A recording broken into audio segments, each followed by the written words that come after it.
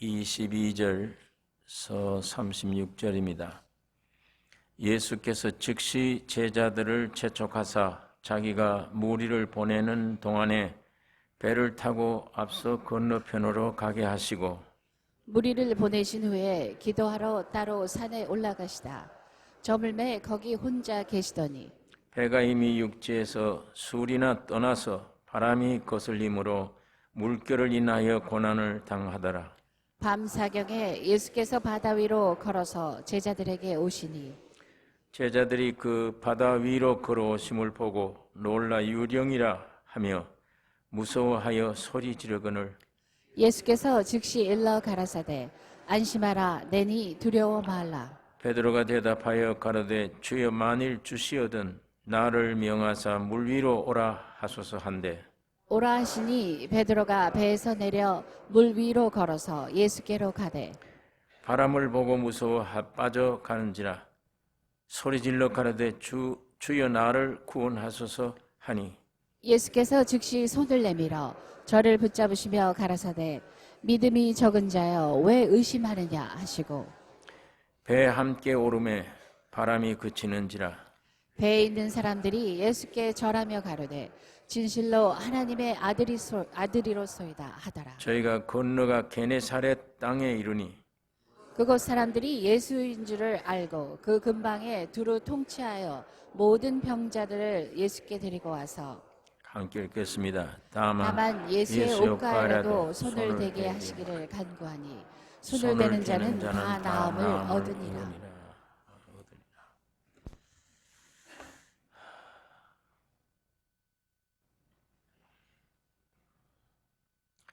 예수님이 세상에 오신 목적이 하나님의 뜻을 이루기 위한 목적입니다. 하나님의 나라가 땅에 이루어지는 것입니다. 예수가 세상에 오시지 않으면 하나님의 나라가 이 땅에 임할 수가 없습니다. 뜻이 하늘에서 이룬 것 같이 땅에서도 이루어지이다.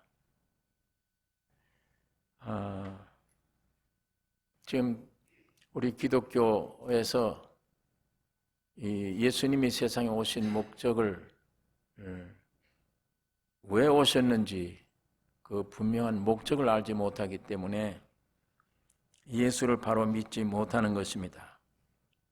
하나님의 나라를 이 땅에 세우기 위해 오신 것입니다.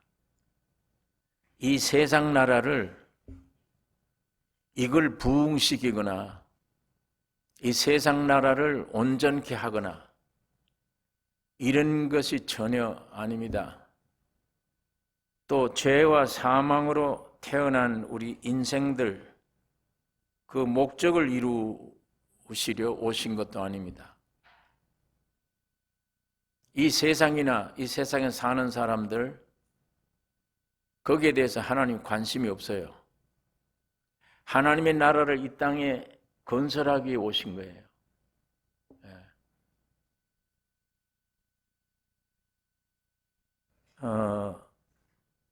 그런데 이 부름받은 성도들에게도 왜 부르셨느냐, 예수 믿도록 왜 우리를 부르셨느냐, 이 세상에서의 성공, 이 세상에서의 잘 되는 것, 이걸 주시려고 부른 게 아닙니다. 관심이 없다니까요. 하나님은 이 세상이 어떻게 발전해 간다, 뭐 어떻게 부흥돼 간다, 이게 관심이 없어요. 왜? 이건 마귀 속한 걸 알아요. 하나님이. 마귀가 세상 임금이에요. 또 여기 태어난 사람들이 전부 죄와 사망의 바탕이에요. 죄와 사망의 바탕에서, 죄와 사망 바탕에서 나오는 거 잘 되게 해주세요. 기초가 잘못되어 있어요. 기초가 잘못됐는데 물 위에다 어떻게 잘 되게 해주세요? 뭐가 잘 되는 겁니까? 그거 잘 되게 하기 위해 예수가 세상에 오신 게 아니에요. 자, 이게 성경인데 이렇게 보면 이 기독교가 지금 엉뚱한 방향으로 가고 있습니다.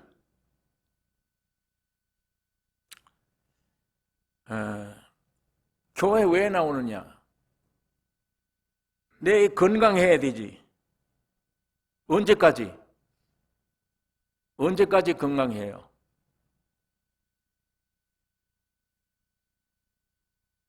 왜 교회 하나님 앞에 나오느냐? 뭐가 잘 돼야 될 거 아니냐? 하는 사업도 잘 되고 자녀들도 잘 되고 뭐든 잘 돼요. 그거 잘 되게 하려고 예수가 온 게 아니다. 즉 그 얘기입니다. 그러니까 참 예수 믿을 필요가 없네. 그거 목적이었다면 잘못 온 거예요. 이 시간에 아예 세상에 나가서 내 본질대로 사는 게 귀해요. 아주 편해요. 이 시간 정성들에 이렇게 오는 것보다 그게 목적이라면 이 세상 가서 한 푼이라도 열심히 벌고 움직이고 그게 지혜로운 일입니다. 원래 그게 그렇게 돼야 되는 건데 그건 그런 부지런한 행동은 안 하고 예배당에 와서 주세요 그렇게. 하나님은 그런데 심부름꾼을 하는 하나님이 아니에요.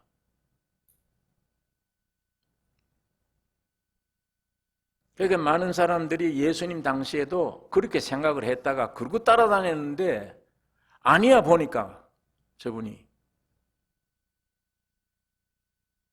사람의 생각으로는 도저히 왜 내가 믿으지 저 사람을 따라다니지? 그리고 다 도망쳐버린 거예요. 십자가 죽을 때. 예수님 오신 목적이 죽으러 왔잖아요. 망하기 위해 죽으러 오는 겁니다. 근데 그 목적 앞에는 다 도망가 버린 거예요. 나는 저런 예수 내가 왜 믿어? 날 잘되게 하는 예수 믿어야지.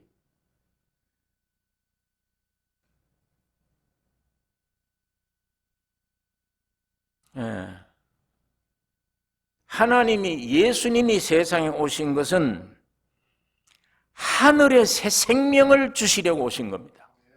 여러분 나에게.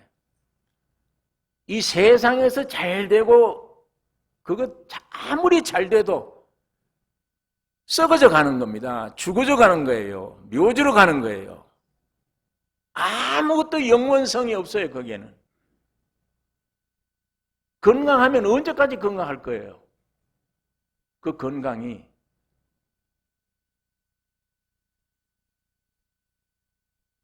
하늘의 생명 주시려고 온 거예요. 하늘의 생명 주시려고.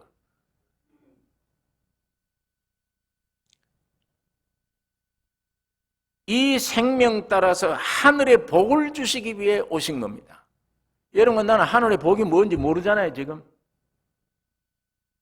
하도 예배당에서 얘기하니까 어렴풋이 그런가지 확신이 안 돼.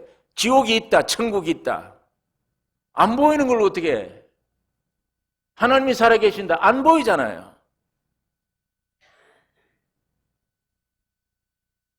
세뇌 교육받듯이 예배당에 가니까 자꾸 성경에 지옥이 있다 어디 있다 이렇게 얘기를 하니까 야 이게 그런가? 지옥이라는 게 있는가? 천국이라는 게 있으면 참 거기는 가지 말아야 되고 천국은 가야 되겠다. 작은 육신적인 안에서 희망사항은 생기지만 봐서야 알지 내가. 간절함이 안 돼요. 간절함이. 지옥이 있다? 그럼 저기는 가면 평생 불 가운데서 산다는데 불 가운데서 소금 불에 튀기듯 한다는데 구더기도 죽지 않는다는데 그러면 그건 인간 육적으로 받아들여도 감정으로 받아들여도 야 그건 가면 안 되는 곳이구나. 그건 아주 무서운 곳이구나. 그런 데는 안 가야지. 조그마한 희망사항이지. 본 것도 아니고 믿어지는 것도 아니에요. 천국이 있다. 그 영원한 내 집이다. 봤어야 내가 알지 그거를 믿어지지.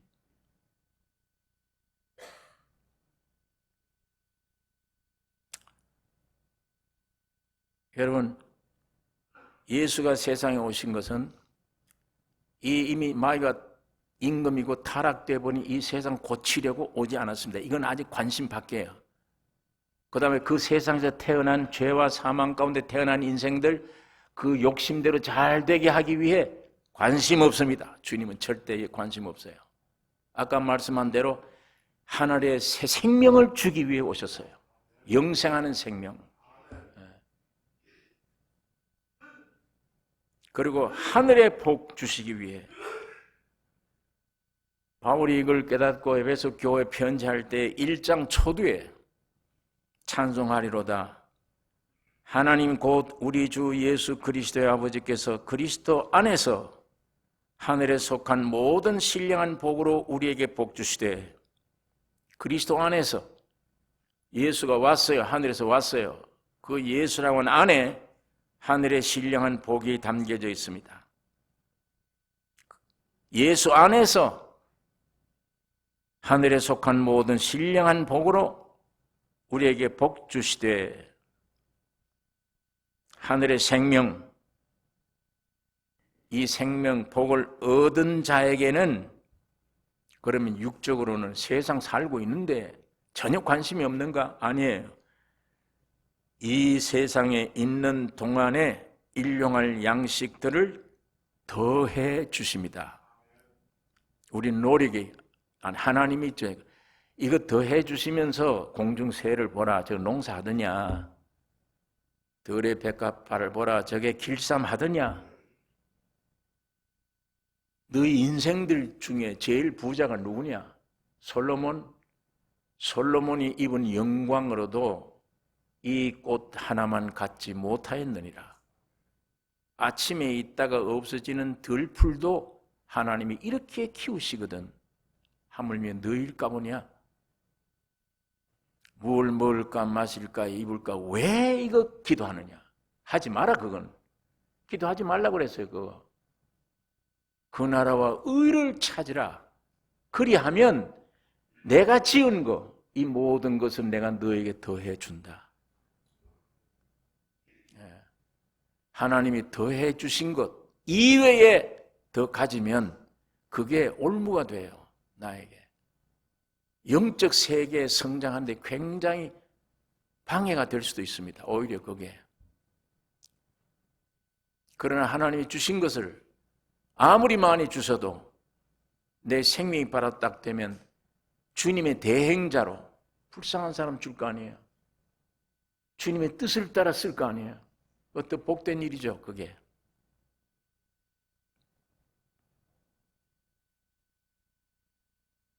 여러분 이거 오늘 하나 꼭 기억하십시오.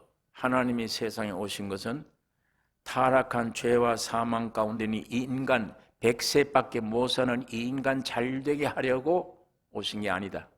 그 간섭 안 하신다.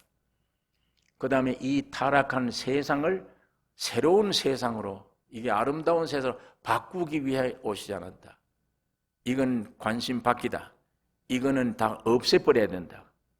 새로 시작한다. 예수로 말미암아 새로 시작하기 위해 오셨다. 이거 꼭 기억하시길 바랍니다. 그래서 이 기복신앙이라는 게 오늘 기독교 꽉 찼어요. 영적 세계는 그건 액세서리로 얘기하는 거고, 가장 내 목적 이루어주세요. 우리 가정 부유하게 해주시고 우리 자녀들 건강하게 해주시고. 기도 제목이 아니에요. 그거는 기도 대상이 아니잖아요. 이미 그건 결정된 겁니다. 주고 있는 거예요. 묘지로 가는 것뿐이에요. 그 묘지로 끌려가는 이미 결정난 거, 이미 죽어버린 거, 그 안에 그걸 위한 게 기도가 아니고, 그거 결정난 그 묘지까지 가는 동안에 영생을 얻는 게 남은 기간이 가장 귀중한 기도 목표가 되셔야 될 기도입니다. 그 기간 안에 예수 생명 영생 찾는 거. 우리 아들 자녀들에게 영생 주세요. 예수를 주세요. 내가 내 아이들 위해 염려하는 것보다 예수님이 와서 주인이 되면 염려할 게 뭐가 있어요, 그 안에. 예?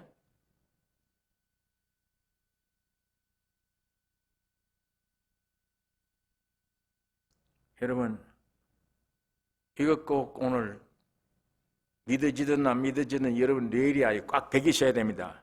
예수 믿는 목적은 이 세상이 있지 않구나.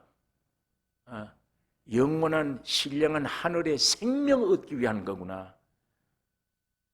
그리고 그 생명 안에 담겨있는 풍성한 하늘의 축복, 하늘의 축복, 하늘의 기업을 주시기 위한 것이구나. 그것만이 영원한 것이구나. 그리고 빨리 이곳을 떠나서 그 내 본향 가는 그 본향에 갈 수 있구나. 거기 가면 내 기업이 거기 있구나. 내 모든 것이 영원한 게 거기 있구나. 그거 주시려고 하는 거예요. 그러니까 이 목적으로 오셨기 때문에 말씀이 육신이 되어 세상에 오신 예수 그리스도는 사탄의 임금인 이 세상에서는 절대 환영받을 일이 아닙니다. 환영 못 받습니다. 예수는 환영 못 받아요. 이 세상에는. 태어날 때부터 짐승들이 우글거리는 밥통에 구유에 태어났어요. 사람들이 그렇게 밀어버린 거예요. 거기에 태어난 사람이 있습니까? 인생들이 아무리 가난해도. 말밥통에 애를, 마리아가 아이를 낳아서 밥통에다가 소밥통에 거기 눕혔다니까. 영접하지를 않아요. 사관에 있을 곳이 없어 그랬습니다. 앞 모텔에 어디든지 없어요. 안 돼.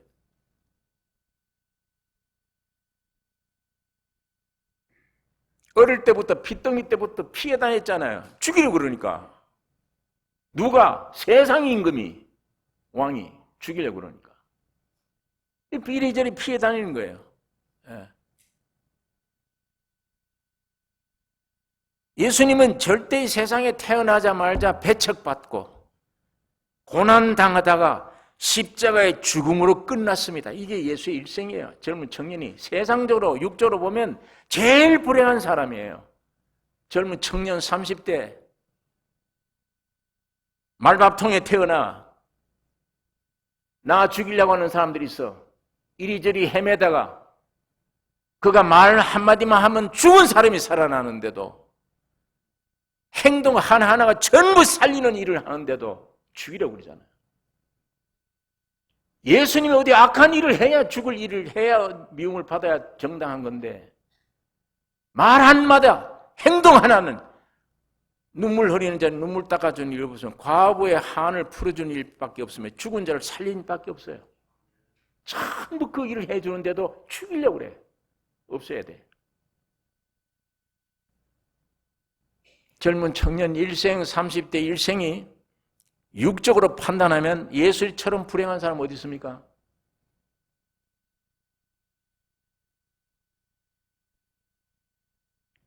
여러분, 그러니까 그 고난받다가 십자가의 죽음으로 끝났다. 그 예수님이 하나님이 세상에 오셔서 일생이에요. 세상대로 보면 참 아무 의미가 없어요. 좀 왜 저래? 비참하게 태어나서 비참한 고난 반대 배척받다가 마지막에는 수억의 죄인 중에 죄인이 돼요. 죄인들이 죽이는 형틀에 매달려 죽였다.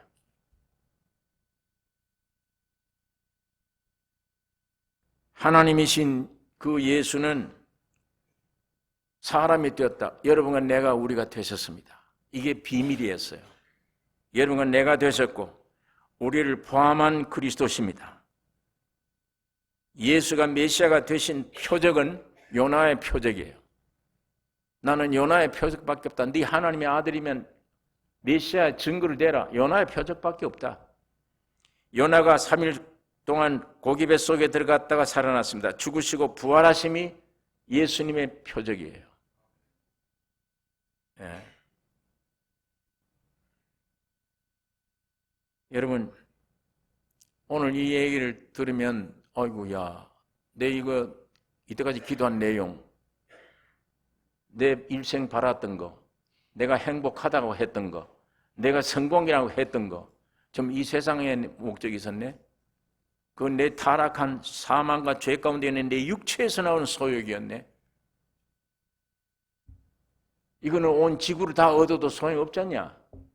죽음 안에 있는 난데 야야 안 되겠다. 난 이 기독교는 그러면 끝내자. 이왕 죽을 바에야 내 육신 쾌락대로 살다 죽자. 이 예수는 이런 일에는 간섭 안 하신 예수라면 그 예수 믿을 필요가 없네. 확실히 그게 믿어지는 사람들은 얼른 그렇게 가셔야 돼요. 그게 행복합니다. 죽을 때까지 하루라도 내 육신이. 그러나 기쁜 소식으로 들린다. 저것이. 내가 지금 깨닫고 있는 건 봐도 나도 나에게 한계가 있다. 인생의 운명이 뭐냐? 아무것도 아니지 않냐 이게.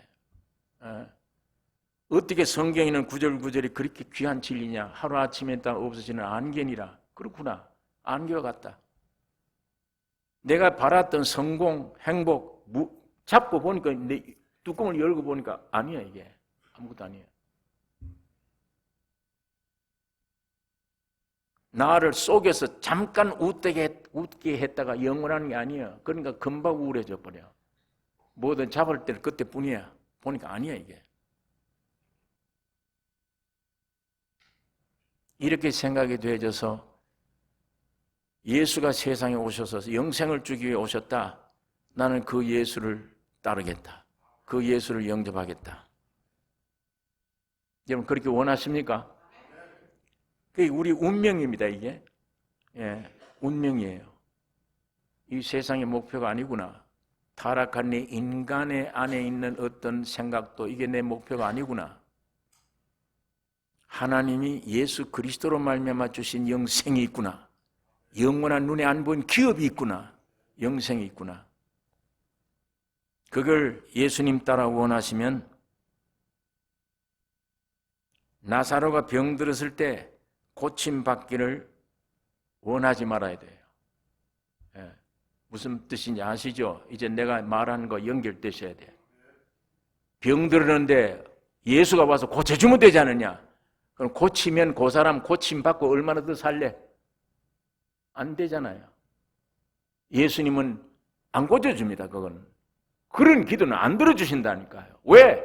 죽어야 되니까. 죽어서도만 안 돼. 썩어서 냄새가 나야 돼. 거기에 주님 나타나세요. 나사로야 일어나라. 여러분과 나를 그 생명 주려고 주님이 오신 겁니다. 나사로가 병들었을 때 고쳐주려고 온 게 아니에요. 죽어서 냄새 날 때 나사로야 일어나라. 그 새 생명 주려고. 그 나사로 만들려고. 오늘 많은 기독교가 전부 병들었습니다. 고쳐주세요. 이거예요. 병들었습니다. 고쳐주세요. 배고픕니다. 좀 이 세상에 잘 살게 해주세요. 내 목적대로 되게 해주세요. 이거예요. 주님은 그거 안 들어주세요. 그래서 제가 가끔 내 평생 기도 안 들어주시면 감사합니다. 그 얘기가 그 얘기예요. 그 얘기는 저 사람 평생 기도 그 뜻이 아니에요. 그런 기도하지 말란 얘기입니다. 그런 범죄의 목적을 가지고 기도하지 마라. 종교생활 하지 마라. 괜찮아요. 이제는 습관이 됐기 때문에 아침에 일어나 기도 깊이 육신을 위한 기도라도 안 하면 찝찝하고 내 믿음이 도망간 것 같고 주님과 멀리는 것 같은데 어떻게 해요? 그게 느낌이에요. 그런 느낌 버리세요. 그건 다. 그런 생각 느낌 버리라고요. 놓으세요. 내가 있던 종교심 어떻게 해야 되지 않냐? 놓으세요. 놓아버려요. 그 놓으면 어떡할 거냐? 아무것도 아닌 죽으세요. 놓으세요. 완전히 놓으면 나는 아무것도 아니구나 이렇게 되면 그 다음에 꿈틀꿈틀 성령이 어떻게 역사하는가 한번 보세요. 나중에 주님이 어떻게 역사하나. 근데 그게 어렵잖아요. 놓기가. 야, 이거 안 하면 주님 안 들어주실 텐데. 벌 받을 텐데. 그건 내 생각이지. 내가 만든 믿음이에요. 성경은 그렇게 되어 있지 않습니다. 성경은 죄인을 찾으러 오셨습니다. 의인 찾으러 오지 않았어요. 능력 있는 사람 주님은 찾으러 오지 않았어요. 우주의 유일한 능력의 진실된 능력은 예수 한 분뿐이에요. 그럼 내 능력이 어디서 나온 거예요? 이 능력이? 주님은 능력 자체이기 때문에 능력 있는 걸 원치 않아요. 능력 없습니다. 나는 죽었습니다. 장갑입니다. 아무것도 아닙니다. 할 때 손이 들어와서 나로 하여금 주님의 능력을 표현하게 하는 거예요. 그 능력만 참다운 능력이에요. 여기 능력 있으면 참 능력자인데 이 능력 있으면 주님 이거 원치 않아요. 이 사람은.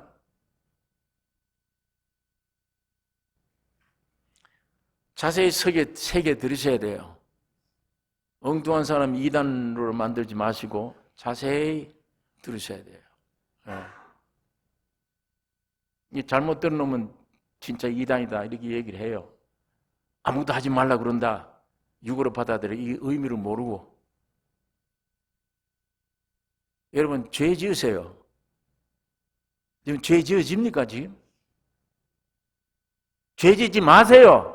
안 지어집니까? 죄 지으라고 하는 데서 마음대로 지어집니까 이게? 누가 봐서 살인하세요. 살인하겠어요 여러분? 안 하죠.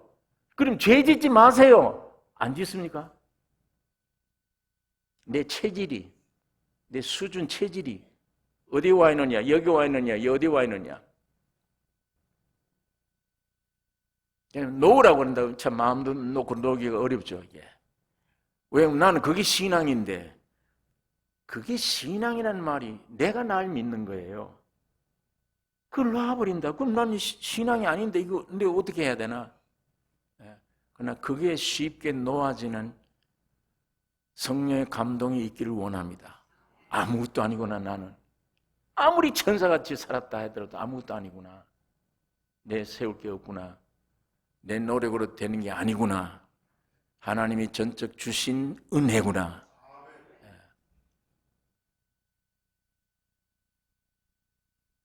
여러분이 나사로가 되면 안 됩니다.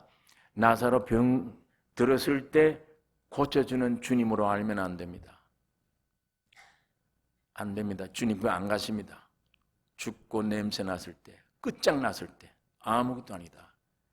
그때 주님은 나타나서 나사렛 일어나라. 하나님의 원한 놀라운 부활, 새 생명. 여러분 이래서 나사로가 우리 본복이에요. 나사로가 우리 본복입니다.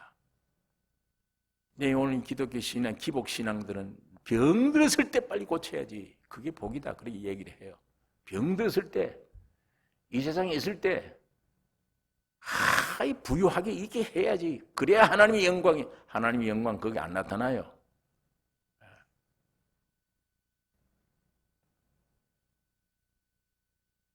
여러분, 그러므로 사람들이 예수를 믿고 따르는 길에는 주님처럼 항상 배척과 고난을 당하는 각오를 가지셔야 됩니다. 자, 이러니까 점점 무겁죠. 아니, 고초가 비난과 고통이 없기 위해서 내가 예수 믿는 건데 항상 배척과 고난 당합니다. 여러분 그런데 성경에 있는 하나님은 고난과 배척당하는 우리 성도들에게 그 고난 배척의 환경을 없애주지 않습니다. 안 믿는 사람이 당한 고난 그대로 당하게 해요. 그대로 고난 당합니다. 그런데 그게 뭐가 차이가 있느냐? 예수 믿는 사람과 안 믿는 사람은 고난 당하는 것은 똑같은데 예수 믿는 사람에게 다른 점은 그 고난을 없애주시는 게 아니고 그 고난에서 탈출할 수 있는 구원의 길을 열어주세요. 구원의 길. 광야에서 뱀이 와서 물어서 죽어가는데 아이고 우리 잘못됐습니다. 백성들이 회개를 했습니다. 그때 하나님이 모세에게 그 불뱀을 없애주는 환경이 오지 않아요. 불뱀은 여전해요. 한데 거기서 구원함을 얻는 길. 너 노스를 가지고 뱀 만들어 창뒤 끼워라. 그걸 바라보라고 해라. 노력을 할 필요 없다. 멀리서도 바라보면 구원 얻는다. 구원 얻는 길을 항상 예배해 주시는 거예요. 그러니까 고난이 많을수록 구원도 많이 와요. 이거 꼭 두 번째로 아셔야 됩니다. 고난이 오면 구원이 오는구나. 고난이 오면 요 고난에 대한 구원을 경험하는 거구나. 또 이런 고난이 오면 이런 고난에 대한 구원을 또 경험하는구나. 그 구원이, 그 그리스도의 생명의 풍성함이 그런 고난 환경을 통해서 찾아와줘요. 우리 하나님이 부르시는 믿는 사람들에게는 그러니까 고난이 많을수록 구원도 많이 경험되는 것입니다. 하나님이 그렇게 만드셨어요. 세상은 우리에게, 여러분과 나에게 고난을 주면 예수는 여러분과 나에게 구원을 주십니다. 세상이 여러분에게 이만한 고난을 주면 예수는 이만한 구원을 주세요. 이만한 고난을 주면 주님은 이만한 구원을 주세요. 구원의 폭이, 질이 점점 넓어져요. 그러니까 이 고난, 주 안에서 고난당한 사람들이 고난당하는 게 유익이라. 고난당하지 않았다면 내가 주의 윤례를 몰랐다. 고난당하는 게 유익이구나. 이게 신앙인들이 주님을 참으로 믿는 영적 사람들이 된 사람들의 간증들입니다.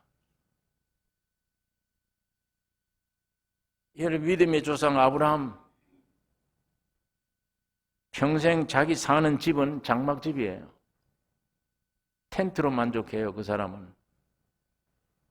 그런데 그 사람이 많은 돈을 들여서 마련한 게 뭐냐? 무덤이에요. 무덤에는 몇백 세계를 돈을 주어서 땅을 샀어요. 무덤을 삼았어요. 사도 바울이 그 얘기를 하는 거예요. 형제들아, 내가 그리스도 예수 우리 주 안에서 가진 바 너희에게 대한 나의 자랑을 두고 단언하노니, 내가 그리스도 예수 우리 주 안에서 가진 바 너희에게 대한 나의 자랑을 두고 단언하노니 나는 날마다 죽노라. 예. 내가 단언한다. 예수 안에서 가진 사랑, 자랑할 게 있다. 뭐냐? 나는 날마다 죽노라. 그게 무덤이에요. 무덤을 크게 하는 사람들이에요. 예? 무덤을 많이 만드는 사람, 거금을 주고 무덤을 사. 왜 그러냐? 부활을 의미하기 때문입니다.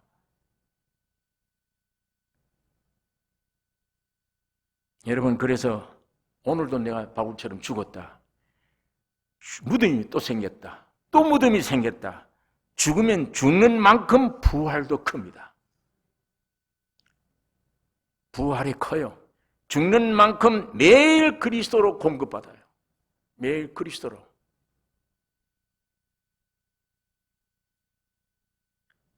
예수 그리스도가 세상에 오셔서 배척받고 십자가에 죽고 부활하심, 아까 말씀한 대로 인간대로 볼 때는 제일 비참한 일생, 비참한 분이구나.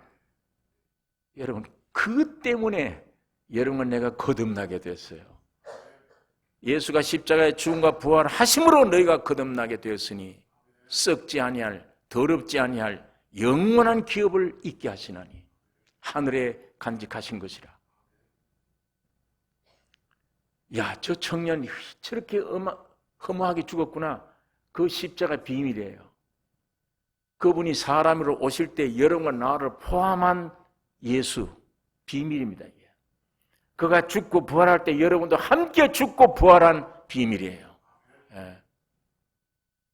바울이 이 비밀을 비극인데도 눈에 보이기에는, 그런데도 바울이 평생 내가 알지 않기로 했으며, 다른 거는 이 십자가 외에는 평생 전할 것도 없다. 이 십자가 외에는.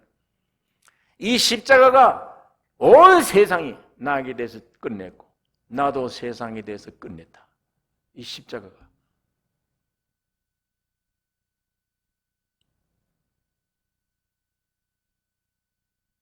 여러분, 이 우리가 거듭나게 되었고 노력 때문이 아닙니다. 예수님이 십자가 죽고 부활하심으로 오늘 여러분도 함께 죽고 부활한 이 사실을 말씀을 통해 듣고 듣다가 성령으로 믿어지게 해줬을 때 생명이 태어나는 거예요. 예, 이게 영생이에요. 이게 하늘의 생명으로 다시 태어나는 사람입니다. 그리스도가 내 안에서 연합된 우리가 그리스도를 생명의 떡으로 먹게 되는 것. 그게 예수를 먹는 거예요. 예. 야, 우리 지난 주일날 오병이어. 오병이어는 예수 그리스도를 상징하는 겁니다. 그러므로 우리는 이 새 생명의 떡을 빈 들에서 배불리 먹었습니다. 이 광야 같은 세상에서 이 비밀스러운 떡을 배불리 먹었습니다. 이건 교회 신비입니다. 교회 기적이에요. 예. 자, 아브라함의 일생을 놓고 보면 언제 의롭다함을 받았느냐? 하늘의 별수처럼 네 자식이 번성하리라 할 때 그 말을, 약속의 말을 믿었을 때 의롭다함을 받았어요. 이것도 귀한 의로움이에요. 그러나 이거는 신분상의, 위치상의 의로움이라고 그랬습니다. 안에 성분상의 의로움이 아니에요. 예. 이제 나중에 아브라함이 성분상의 의로움이 오죠. 참으로 이삭이 왔어요. 아들이 태어났어요. 물론 그 과정에 시행착오도 많았어요. 네 몸에서 태어날 자다. 아, 그래요? 그럼 하나님 우리가 도와야죠. 처벌들에다가 이스마엘을 낳았어요. 야, 그 아브라함의 신앙이에요, 그게. 예? 오늘 우리가 율법을 이뤄놓고, 야, 내가 오늘 선한 일 했지? 예, 그겁니다. 내가 오늘 내가 노력해서 이렇게 했다.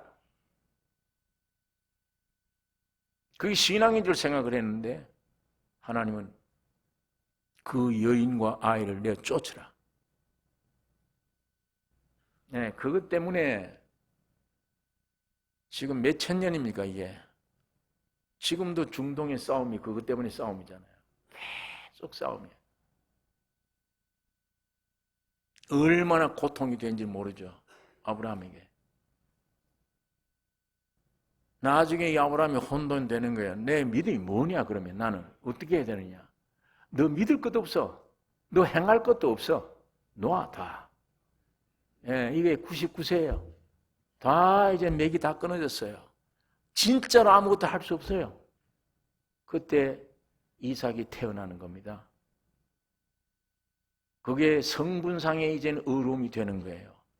위치상뿐 아니라 성분상에도 예수가 내 안에 완전히 오셔서 나는 끝나고 예수가 내 안에 사는 삶이 되어진 것입니다. 하나님이 여러분과 나를 이런 사람으로 만들기 원하십니다. 하나님이 여러분을 지으실 때 하나님의 형상과 모양으로 지었잖아요. 마귀가 싹 들어와서 뺏어가 버렸잖아요. 지금 하나님이 사람으로 오셔서 십자가에 죽고 부활하심으로 그 마귀를 쫓아내고 그 자리에 원래 창조의 목적대로 우리 안에 하나님의 실제가 형상과 모양 안에 들어오셨습니다. 이게 완성입니다. 이게 교회의 기적이에요. 이게 여러분의 일생의 기적이며 축복입니다. 이거 이상 없어요. 이 이상 큰 축복이.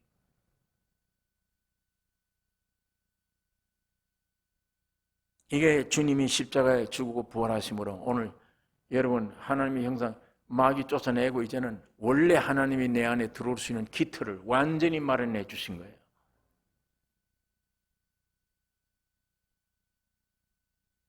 그리스도 안에 내가 연합됐고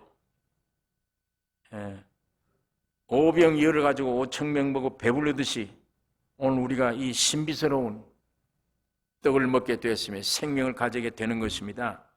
자, 오늘 이 본문 22절, 23절 예수께서 즉시 제자들을 재촉하사 자기가 무리를 보내는 동안에 배를 타고 앞서 건너편으로 가게 하시고 무리를 보내신 후에 기도하러 따로 산에 올라가시다. 저물매 거기 혼자 계시더니 주님은 교회를 배불리 먹이신 후에 제자들에게 배 타고 바다로 가라 이렇게 지금 원하고 계십니다. 사실은 그 많은 사람들이 예수를 붙잡으려고 그래요. 성경에 보니까 우리 임금 세우자. 주님이 그 말을 듣고 숨으셨어요. 그리고 제자들에게 너 얼른 저 배 타고 가라 저쪽으로. 내가 이 무리들을 다 보낼게. 그리고 나는 산으로 올라가야 된다. 제자들은 그 말을 듣고 아마 베드로 틀림없이 그랬을 거예요.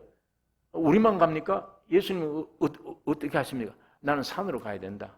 주님 그 말씀하셔서 내가 산으로 간다. 그럼 우리만 가라고요? 너희들 가라 빨리. 배 타고 저 바다를 가라. 여러분 이게 주님은 산으로 기도하러 가셨어요. 이것이 예수님이 이 세상에 오셔서 십자가에 죽고 부활하셔서 우리 인류의 영원한 양식이 되신 이후에 승천하신 걸 가리키는 거예요. 승천하셔서 보호자 우편에 대제사장이 되신 겁니다.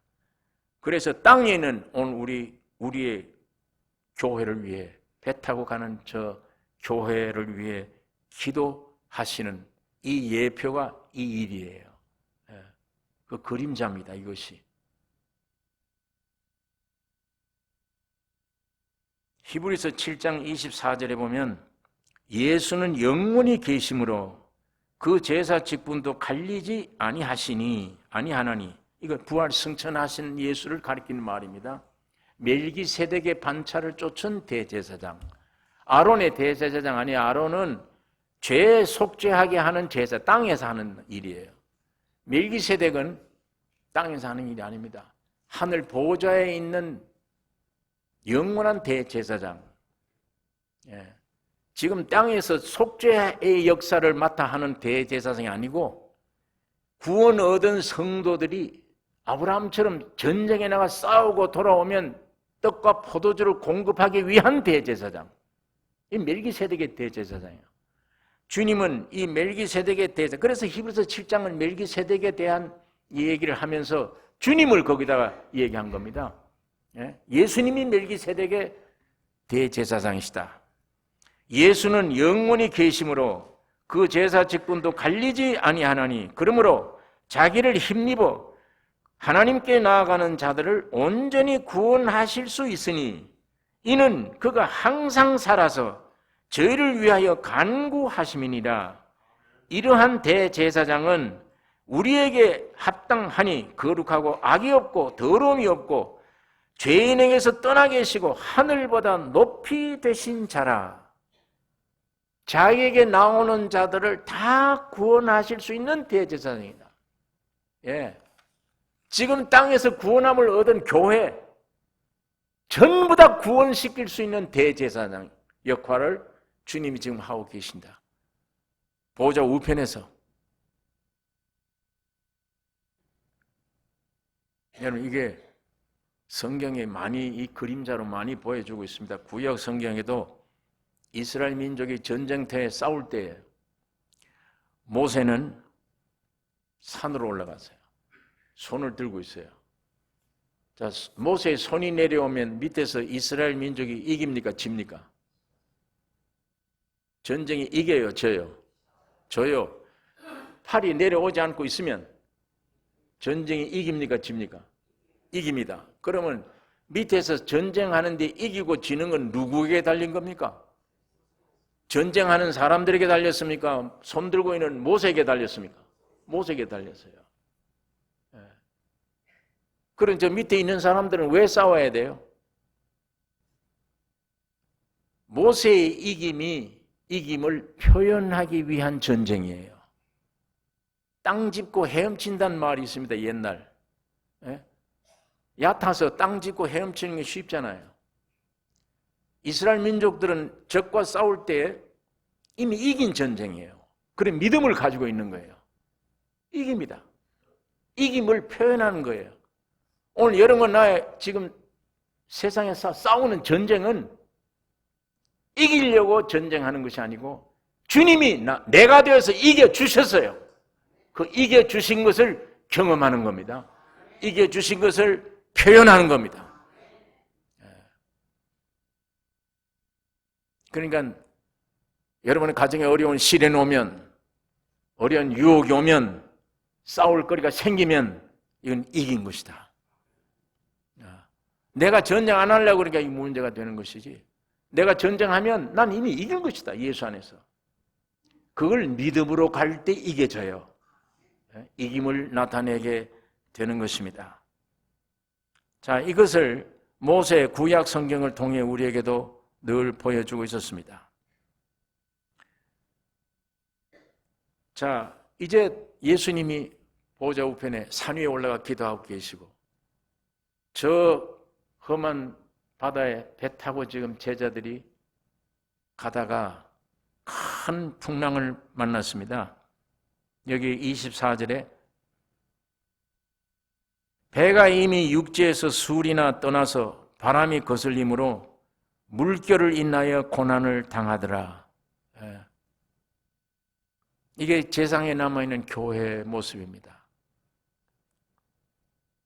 그리스도가 세상에서 고난당하신 것처럼 그의 몸인 교회도 당연히 고난을 당하는 것입니다. 그러나 우리가 육적으로 생각하는 그런 고난, 일방적으로 고통만 당하는 그런 고난을 생각하시면 안 돼요. 육적으로 아무리 무서운 고난이 올지라도 주님이 내적으로 주신 하늘의 위로와 기쁨과 능력이 너무 신비스러운 것 때문에 이건 비교가 안 돼. 이건 비교당하는. 그러니까 육적으로 생각하는 사람들, 야, 그런 고난 평생 당한다면 예수 안 믿겠다. 예수 믿는 게 밤낮 고난, 어려움을 당하는 것이라면 내가 예수 안 믿겠다. 예수 안 믿겠다가 아니라 그걸 이길 수 있는 하늘에서 나오는 위로, 평강, 기쁨, 확신, 자신이 너무 충만하기 때문에 이게 기쁨으로 이 고난이 고난으로 여겨지질 않아. 나저 거기서 구원으로 바꿔져. 구원을 경험하게 돼요. 예. 그런 것들이 오면 올수록 구원으로 바뀌어져요.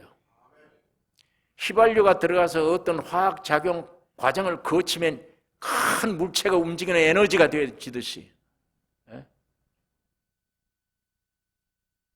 주님은 이런 능력의 주님이십니다.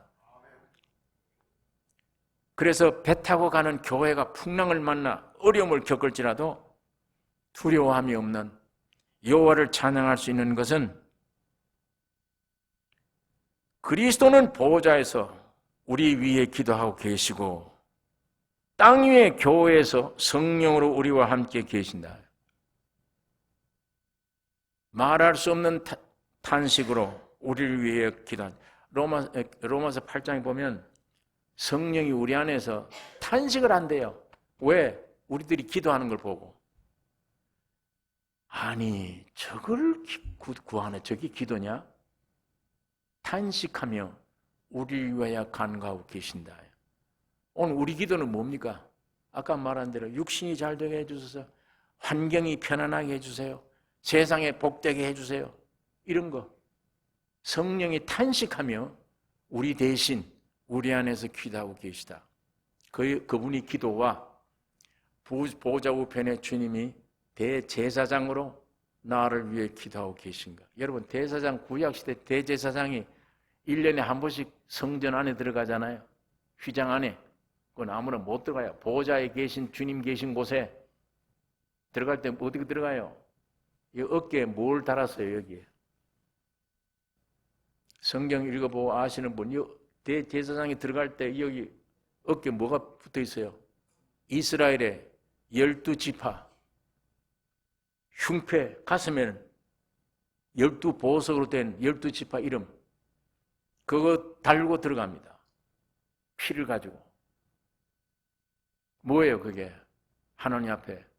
이 12지파의 사람들 속죄. 지금 우리 주님이 대제사장이 되셔서 땅에서 여러분 예수 믿고 구원 얻은 사람들의 이름을 가지고 들어갑니다.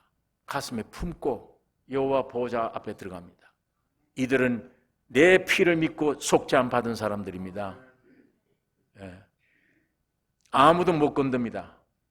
이게 대제사장의 역할이에요. 그 위에서 있는 주님이 영으로 오셔서 누구 안에 계세요? 여러분 안에 계시잖아요. 꼭 같은 기도를 하시는 거예요. 그 두 분의 기도 때문에 오늘 여러분과 내가 신앙생활을 하고 있습니다. 그 두 분의 기도 때문에. 육신의 소욕 이루어달라고 열심히 평생 새벽부터 나와서 떠드는 그런 기도 듣고 신앙생활 되는 게 아니에요. 이 두 분의 기도 때문에 내가 땅에 내려가서 피를 흘려 저 사람을 샀다. 하나님 내 자녀입니다. 그걸 가지고 보좌 우편에 주님이 대제사장 역할을 하고 있잖아요. 땅에 있는 성령은 예수의 피로 값주고 사서 예수의 피 흘릴 때 이 죄가 속죄돼서 성령이 내 안에 오시게 됐다. 나를 위해서 기도하고 계세요. 나는 입에 지금 엉뚱한 기도가 나오는데 성령은 내 안에서 참 나를 위해 기도하고 계세요. 그 두 위에서 아래서 기도 때문에 오늘 여러분 내가 하나님의 자녀로 신앙생활 해 갈 수 있는 것입니다.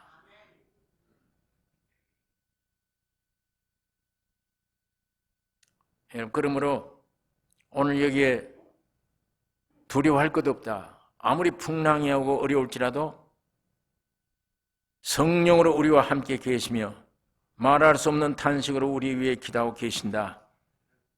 로마서 8장 34절에 누가 우리를 대적하리요? 누가 우리를 송사하리요? 누가 우리를 정죄하리요? 죽으실 뿐만 아니라 다시 살아나신 이는 그리스도 예수시니 그는 하나님 우편에 계신 자요 우리를 위하여 간구하시는 자신이라. 누가 우리를 그리스도의 사랑에서 끊으리요?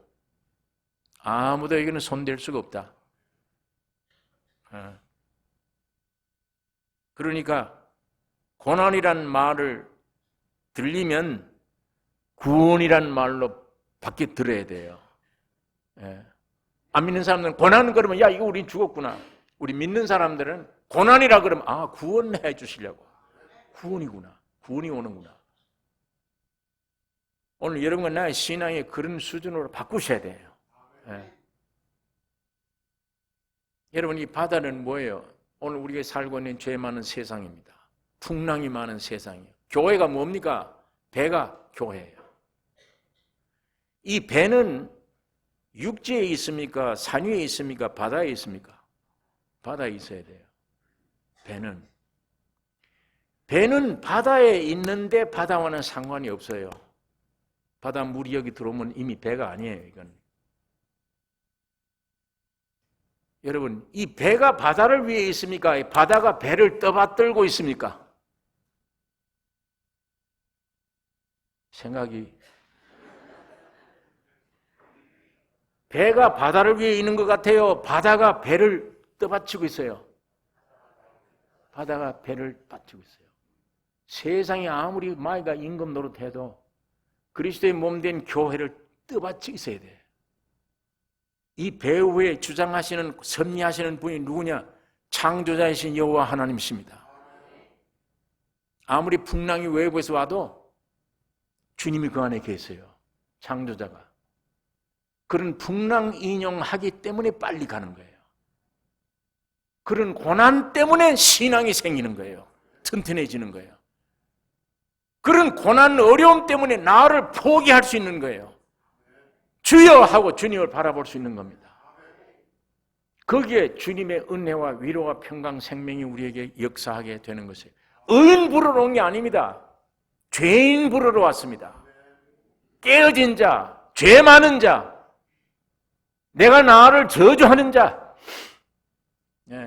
아무도 나를 도와줄 수 없는 자라. 다 나를 버리는데 그런 존재라면 오직 주님만 구원해 줄 수 있는, 주님은 그런 분을 구원해 줄 수 있는 주님이십니다.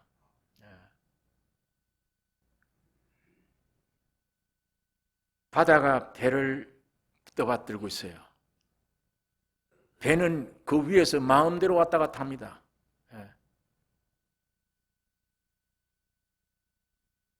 여러분, 오늘 여기에 예수님이 오병이어가 배불리 먹여놓고 보좌 우편으로 올라가셨다. 산으로 올라갔다. 기도를. 누굴 위해서?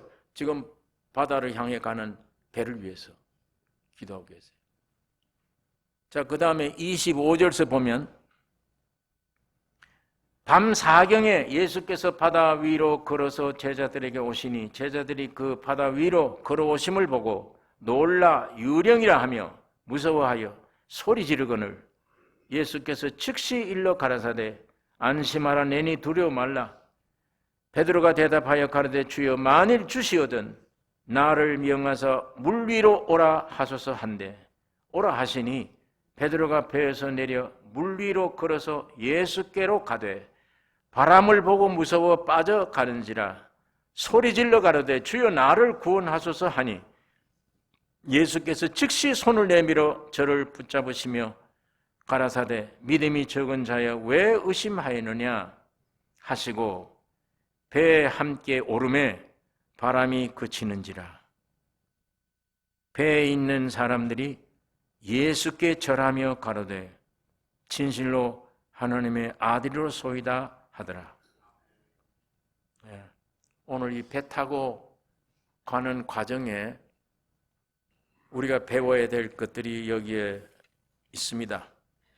무언가 하면 주님이 지금 높은 산에 기도하고 계시다가 지금 배 타고 어렵게 지금 항해하는 배를 보신 거예요. 그리고 이제 배를 향해 내려오신 겁니다. 물 위로 걸어오시는데 사람들은 유령이다. 내니 안심하라. 제자들이 예수인 줄 알았어요. 그러니까 베드로가 또 베드로다워요. 진짜 주님이시면 나로 하여금 물 위로 걸어오게 하소서. 걸어오라. 그랬더니 주님 얼굴 바라보고는 몇 자국 걸어가더니 옆에 파란 파도가 막 치니까 그걸 보고 두려워하다 빠져가는지. 아이고 주여 날 살리다고 소리치니까 예수님이 손을 잡고 끌어. 이 믿음이 없는 자야. 왜 의심했느냐. 여기서 우리가 배울 게 있습니다. 교회 안의 배움입니다. 어떤 환경도 주목하면 안 됩니다. 여러분 내가 주목해야 될 것은 주님의 말씀입니다. 주님만 주목하셔야 돼요. 우리에게 주님이 그것을 가르쳐주고 있습니다. 이 베드로를 통해 이 베드로 같은 사람이 성질 급한 사람이 꼭 있어야 돼요. 이 도마 같은 사람 의심 많은 도마라고 하지만 아니에요. 도마가 있어서 만져보고 별 것을 해도 예수의 부활이 확정되는 겁니다. 도마가 없으면 안 돼요. 베드로 없으면 안 됩니다. 다 있어요. 이분들이 한마디 하는 실수라든가 이걸 통해서 주님이 답변 주시는 이 답이 오늘 우리 각자에게 전부 필요한 답이에요. 베드로 없으면 안 되죠. 얼마나 귀합니까? 아무것도 모르고 저 높은 산에 올라가서 환상 가운데 보여줬더니 야 얘가 조사오니 하나는 집을 위하여 주를 위하여 짓고 하나는 못을 위하여 짓다. 거기 왜 그 집을 지어야 돼요? 그게 엉뚱한 소리 잘한다니까요. 베드로가 말도 안 되는 소리를 그래놓고는 야단 맞고 내가 십자가 지러 간다 그러면 예 가십시오가 아니에요. 주여 가면 안 됩니다. 그건 당연한 얘기죠. 우리도 그렇게 해야지. 주님 왜 죽으러 갑니까? 우리를 두고 안 됩니다 하는데 이 사탄아 물러가라. 사탄이 되어버렸어요. 베드로 그런 실수 때문에 오늘 우리를 깨닫게 돼요. 베드로 참 그런 면에 귀한 분입니다. 그런 면이. 그런 인간 생김새 무조건 얌전하고 앉아있어 보세요. 뭐가 되나? 아무것도 못 깨달아요. 좀 실수하는 사람도 있고 좀 그렇게 거기에 대한 주님이 치료하는 방법도 우리가 또 볼 수가 있고 저렇게 되시는구나. 베드로가 틀림없이 주님의 손 잡고 둘이 함께 배에 오르니 잔잔해진 거예요. 이제야 이 제자들이 무릎을 꿇고 고백을 합니다. 배에 있는 사람들이 예수께 절하며 가로되 진실로 하나님의 아들이로소이다 하더라. 그래서 여러분 아무리 풍랑이 우리가 살아가는 동안에 세상의 풍랑이 심할지라도 어떤 환경이 와도 우리가 오직 그리스도만 바라보아야 그리스도 말씀만 주목해야 말씀 근거하고 행동하는 게 믿음입니다. 말씀에 근거, 내 환경에 근거하는 게 아니고 뭘 눈으로 보면 그게 싹 들어오면 아이고 믿음이 없어져요 벌써. 주님이 어떻게 할 거냐? 그런 것부터 먼저 와요. 그 환경 보지 말고 주의 말씀 보고 주님 말씀 보는 게 주님 보는 거예요. 말씀 보고 행동하는 믿음, 그게 믿음입니다. 내 환경이 아무리 어려울지라도 죽을 일이 왔다 할지라도 그건 내가 주목할 대상이 아니에요. 그런 환경은. 여러분 내가 끝까지 주목할 대상은 예수 그리스도입니다. 진리의 말씀. 예. 환경이 죽음이 와도 그거 보지 말아야 될 거는 오직 주님만 주목해야. 그러면 더 큰 은혜, 더 구원의 경험, 더 놀라운 남이 상상도 못하는 간증 할 수 있게 주님은 만들어 주시는 것이에요. 주님이 배에 오르자 풍랑은 잔잔하게 되고 안식이 왔는데 예수님이 창조자시고 구속주이십니다. 만물의 통치자십니다.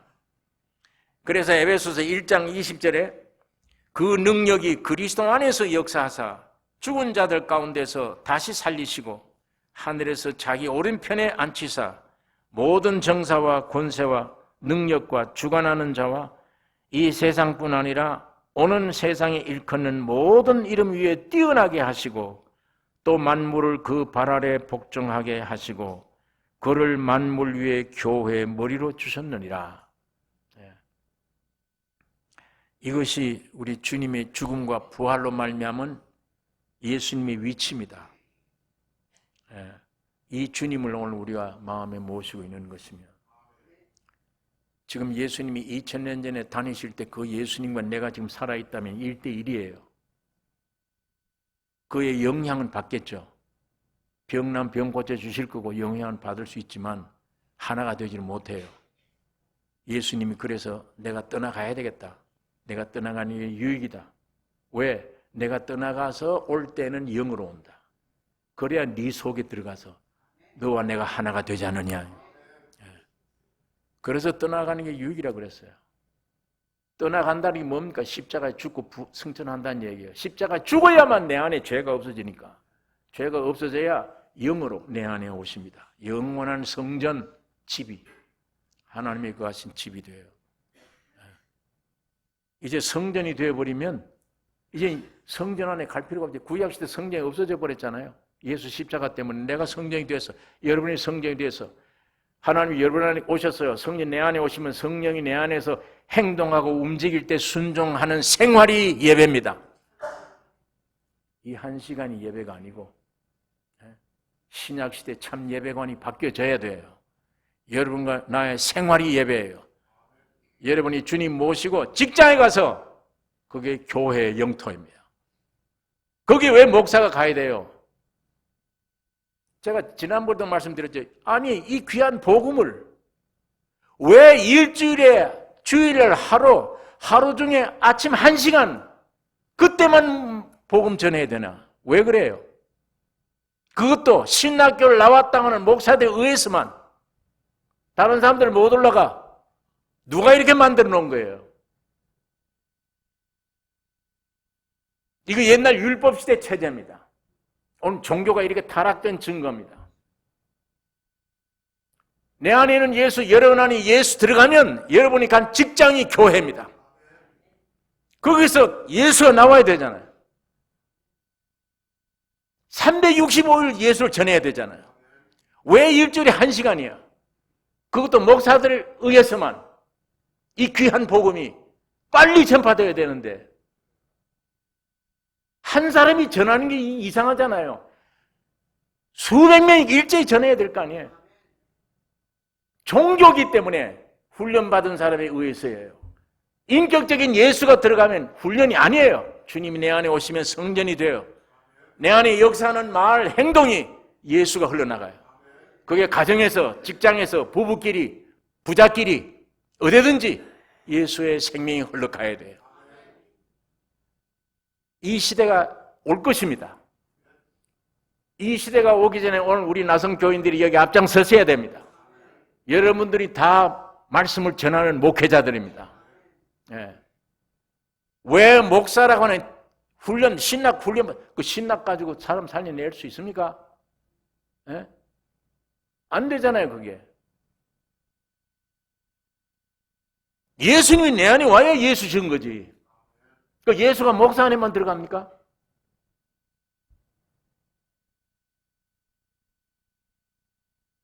오늘 이 타락한 종교 안에 아무리 몇천 명, 몇만 명 모인다고 해도 바로 예배당 옆에 있는 술집 골목 하나 해결을 하지 못해요. 이런 종교는. 욕거리만 되지.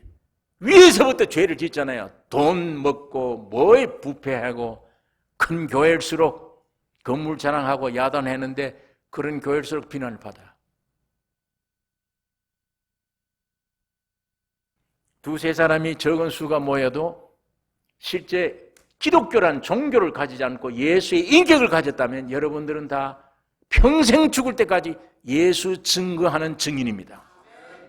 그 증인이에요. 그런 증거자가 나와야 진짜 기독교가 산교회가 됩니다. 일주일에 1시간 특별히 신학 교육 받았다는 목사들만 딱 해서 강단에 다른 옛날 이게 부패되기 전에 캐톨릭은요 이 성경도 못 보겠어요. 교인들 이 말씀도 못 보겠어요. 이거 기독교가 타락할 때 이게 성경 보면 안 돼.